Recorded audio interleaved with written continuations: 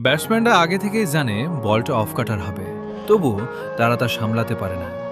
Cricket বিশ্বের সেরা ব্যাটারদের জন্য মুস্তাফিজুর রহমান এক অমীমাংসিত রহস্য।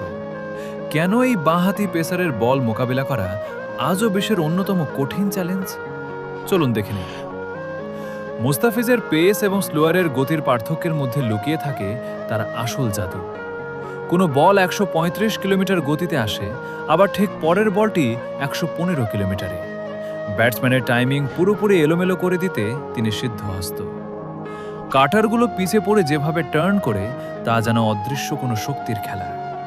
সময় বদলেছে, মুস্তাফিজও নিজেকে বদলেছেন।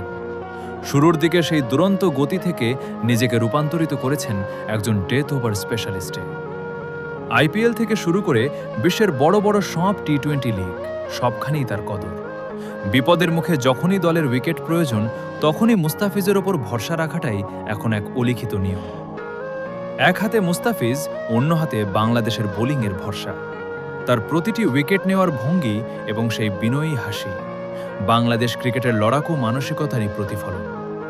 মুস্তাফিজ মানেই কেবল একজন বোলার নন, তিনি প্রতিপক্ষের ব্যাটসম্যানদের জন্য একটা পুরো ইনিংস জুড়ে এক কঠিন পরীক্ষা।